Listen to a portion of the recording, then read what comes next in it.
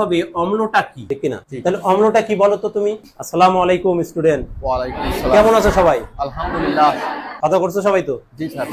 এখন আজকে কত লেকচার করাইছি? Chemistry lecture lecture 1। লেকচার 1 এর মধ্যে ছিল আমাদের ল্যাবরেটরির নিরাপদ ব্যবহার, এটা ছিল না? জি। এটার মধ্যে কে কি বোঝো নাই সে একটু প্রশ্ন করো আমার।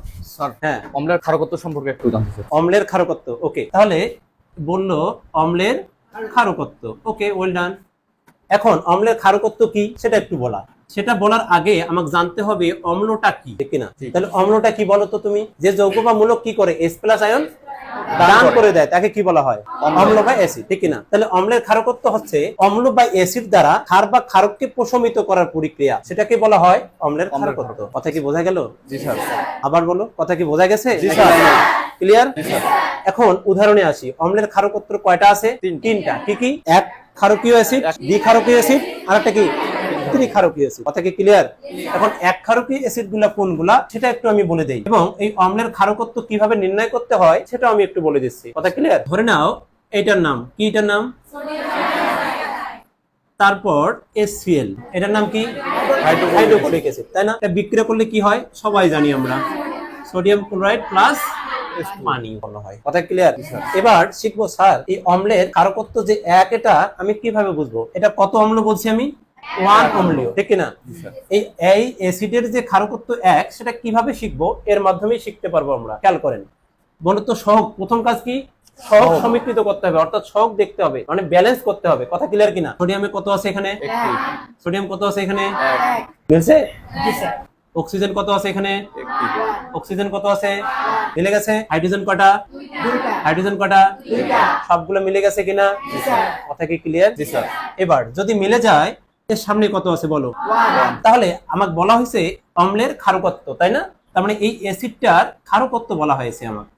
তার মানে এই অ্যাসিডের সাথে যে ক্ষারটা আছে এই ক্ষারের সহগ কত সেটাই তার অ্যান্সার। কথা কি বোঝা গেল নাকি যায় নাই? তাহলে বলো এই HCl অ্যাসিডের ক্ষারকত্ব কত? 1। অ্যাসিডের ক্ষারকত্ব কত? 1।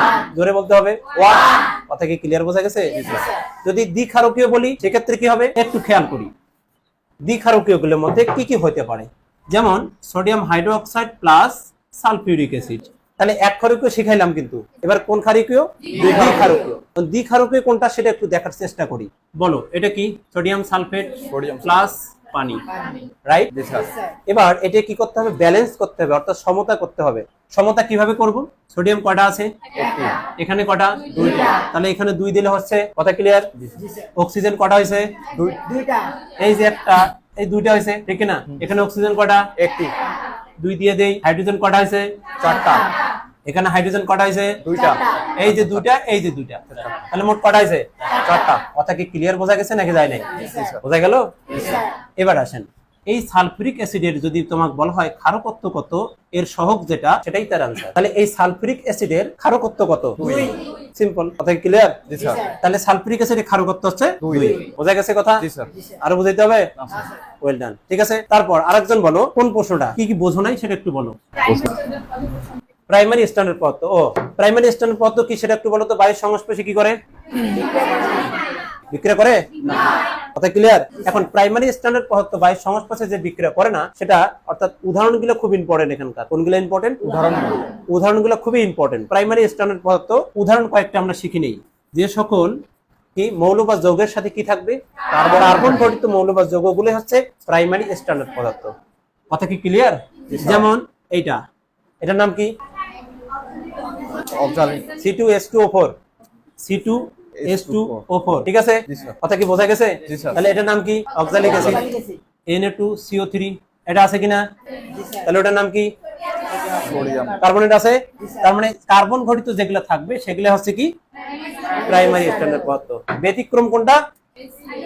HCl। এই HCl কি প্রাইমারি স্ট্যান্ডার্ড পদার্থ? না। তুমি বলো প্রাইমারি স্ট্যান্ডার্ড পদার্থ কেন নয়? এখানে এই সিটা কি কার্বন? না। কি এটা? কথা কি বোঝা গেল নাকি যায় নাই? ক্লিয়ার? এটা হচ্ছে প্রাইমারি স্ট্যান্ডার্ড পদার্থ, আর বাকি যেগুলো থাকবে এগুলো সবগুলো হচ্ছে সেকেন্ডারি স্ট্যান্ডার্ড পদার্থ। কথা কি বোঝা গেছে? জি স্যার। আবার কথা বুঝছো? জি স্যার। ক্লিয়ার? Well done. ঠিক আছে, সবাই ভালো থাকো। হ্যাঁ।